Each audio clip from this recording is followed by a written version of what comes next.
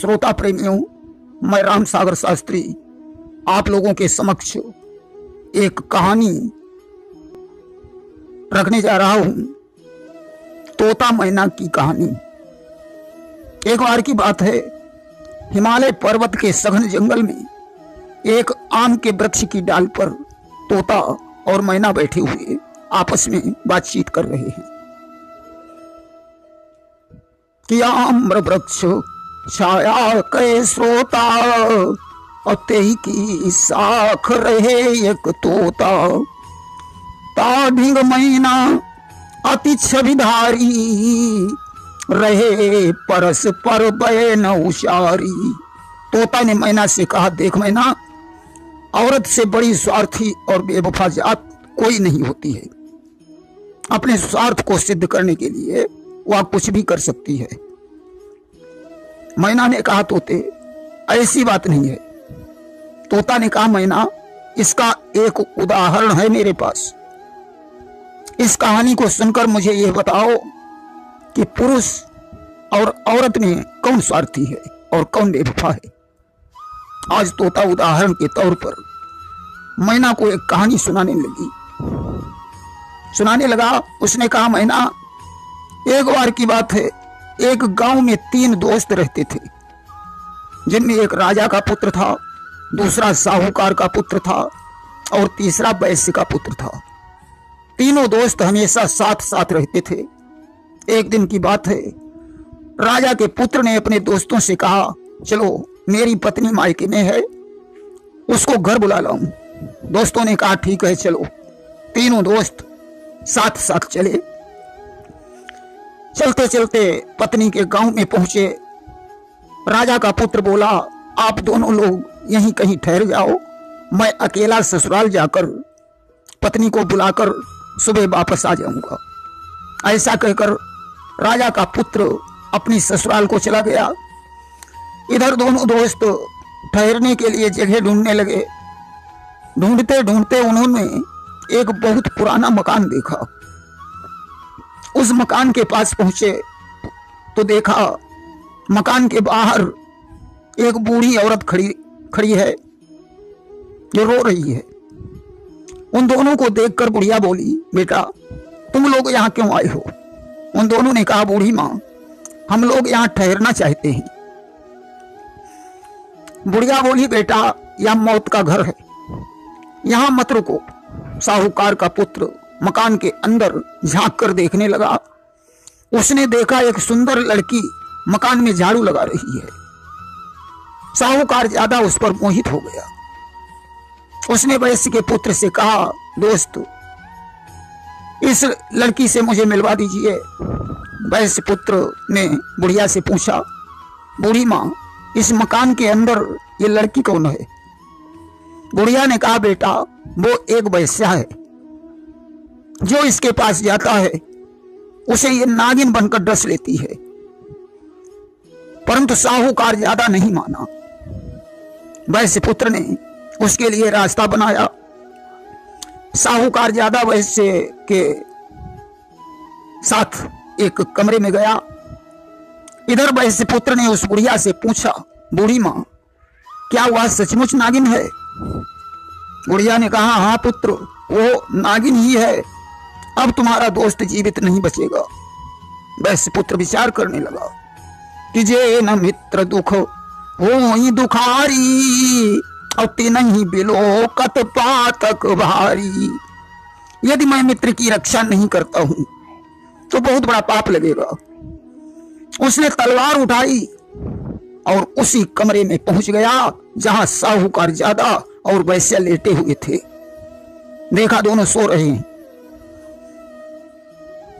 आधी रात के समय ज्यों वैश्या की आंख खुली, वह नागिन बनकर साहूकार ज्यादा को डसना चाहती थी। वैश्य पुत्र ने तलवार से उसके टुकड़े टुकड़े कर दिए और पलंग के नीचे छुपा दिया। दोस्त सोता ही रहा। वैश्य पुत्र मकान के बाहर निकला। उसने देखा एक सुंदर स्त्री जंगल की तरफ जा रही है। सजनों, वह स्त्री इसके दोस्त राजा के पुत्र की पत्नी थी, जिसे जंगल में रहने वाले एक संत से प्रेम था। और उससे मिलने के लिए वह रोज उसकी कुटी में जाती थी। गोस्वामी तुलसीदास जी ने लिखा है कि नारी स्वभाव सत्य कभी कहीं, अवगुण आठ सदा उर रही, साहस अनृत सफलता माया, भय अविवेक या सोच अदाया।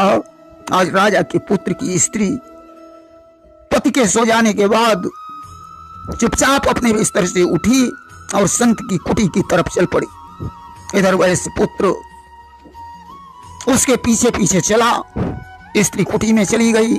वैश्य पुत्र छुपकर दोनों की बातें सुनने लगा। संत ने कहा, आज तूने यहां आने में इतनी देर क्यों करती? स्त्री बोली, आज मेरे पतिदेव मुझे बुलाने आ गए हैं, इसलिए उन्हें सुलाकर आई हूं। कल मैं अपनी ससुराल चली जाऊंगी, इसलिए मुझे क्षमा करना, अब मैं आपके पास नहीं आ पाऊंगी। अब तो वैश्य पुत्र को पूरा विश्वास हो गया, अरे यह तो मेरे दोस्त राजा के पुत्र की पत्नी है। गोस्वामी तुलसीदास जी ने सत्य ही कहा है कि काहन पावक जारी सक, तान समुद्र समाई, कान करे अबला प्रबल, के ही जग काल न खाई। संत ने कहा, अब तेरे बगैर मैं कैसे जिंदा रह पाऊंगा। आज संत ने गुस्से में आकर चाकू से उसकी नाक काट ली। स्त्री रोती चिल्लाती घर की तरफ भागी। इधर वैश्य ने अपनी तलवार से उस संत का सिर काट दिया। संत मर गया। उधर स्त्री रास्ते में विचार करती है, मुझे अब क्या करना चाहिए। अब उसने अपने पति राजा के पुत्र को फांसने की कोशिश की।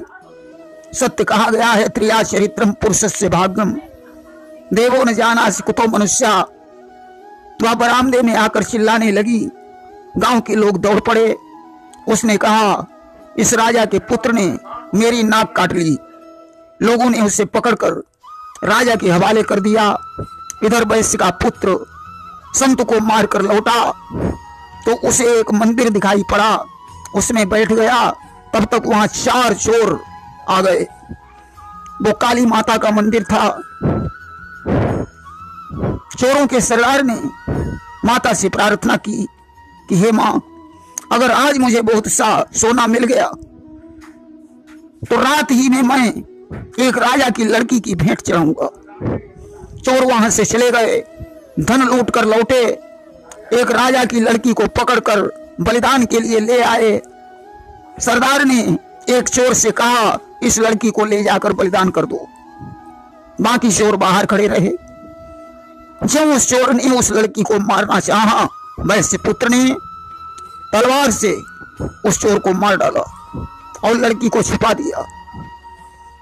इधर दूसरा चोर देर देखकर पहुंचा, उसे भी मार डाला।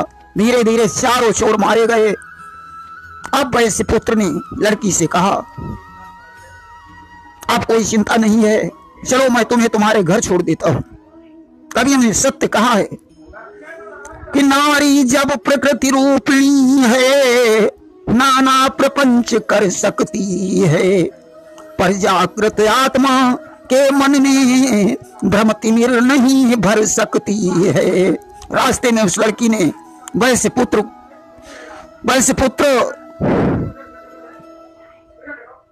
को कहा, तुमने हमारी जान बचाई है, इस एहसान के बदले तुम मेरे साथ विवाह कर लो कि उर इच्छा अस करऊ विवाहु, अपूर्वहु रक्षक मोर उछाहु। वैश्य पुत्र ने कहा, नहीं सुंदरी, आप मेरी बहन के समान हो, मैं ऐसा नहीं कर सकता हूं। लड़की ने कहा, तुम्हें विवाह करना होगा। उसने कहा, कुछ भी हो, मैं विवाह नहीं करूंगा। जो लड़की घर के पास पहुंची, वहां जोर जोर से चिल्लाने लगी। राजा के सिपाही दौड़कर आए। उन्होंने पूछा, बेटी क्या हुआ? उसने कहा, यह आदमी मुझे बंदी बनाकर ले गया था। इसने मेरे सतीत्व को नष्ट करने की कोशिश की। जैसे तैसे मैं भाग कर आई हूं, या मेरा पीछा कर रहा है। सिपाहियों ने वैश्य पुत्र को पकड़ लिया और राज दरबार में उसे उपस्थित कर दिया। उधर साहूकार का पुत्र भी वैश्या की मृत्यु के इल्जाम में पकड़ा गया और इधर नाक कटने के इल्जाम में राजा का पुत्र भी दरबार में मौजूद था। तीनों दोस्त एक ही जगह पर मिल गए। राजा ने सबसे पहले साहूकार के पुत्र से पूछा, तूने वैश्या को क्यों मारा? उसने कहा, महाराज मैं तो सो रहा था, मुझे कुछ भी पता नहीं है। वैश्य पुत्र ने कहा, महाराज वो वैश्या नहीं बल्कि एक नागिन थी। मैंने अपने दोस्त की रक्षा करने के लिए जब वह रात में नागिन बनी तो उसे मार डाला। यकीन न हो तो सैनिकों को भेजकर पता करवा लो। उसे मारकर मैंने पलंग के नीचे ढक दिया है। सैनिकों ने पता किया, बात सही निकली। राजा ने राजपुत्र से पूछा, तूने पत्नी की नाक क्यों काटी? बोला, महाराज मैं तो सो रहा था, मुझे कुछ भी पता नहीं है। वैश्य पुत्र ने कहा, महाराज इसकी पत्नी एक संत से अवैध संबंध रखती थी, उस संत ने इसकी नाक काटी है, मैंने उसे मार डाला। यकीन नहीं तो सैनिकों को भेजकर पता करवा लो, उसकी लाश जंगल में पड़ी है। सैनिकों ने पता किया, बात सही निकली। अब राजा ने वैश्य पुत्र से पूछा, तुमने मेरी बेटी को क्यों छेड़ा? वैश्य पुत्र ने कहा, महाराज आपकी बेटी को चोर पकड़ ले गए थे, देश का बलिदान करना चाहते थे। मैंने उन चारों चोरों को मार डाला और तुम्हारी बेटी को यहां तक पहुंचाया। यह मेरे साथ शादी करना चाहती थी। इनकार करने पर इसने मेरे ऊपर दोष लगा दिया। अगर यकीन न हो तो पता कर लो, चारों चोर काली मंदिर में मरे पड़े हैं। राजा ने सैनिकों से पता करवाया, बात सही निकली। तीनों दोस्तों की रिहाई हो गई। राजा ने वैश्य पुत्र से कहा, अब तुम मेरी बात मानो, मेरी बेटी के साथ विवाह कर लो। बड़ी धूमधाम के साथ वैश्य पुत्र का विवाह हो गया। तीनों दोस्त अपने गांव लौट आए कि तोता के ये बयान सुन मैना हो गई मौन, अब मुझको बतलाइए असली दोषी कौन। तोते का उदाहरण सुनकर मैना चुप हो गई। तोते ने कहा, मैना अब तुम ही बताओ इसमें असली दोषी कौन है, स्त्री या पुरुष? मैना बोली, स्त्री। इसी के साथ तोता मैना की कहानी का पहला भाग समाप्त होता है। प्रेम सूर्य वृंदावन बिहारी लाल की जय।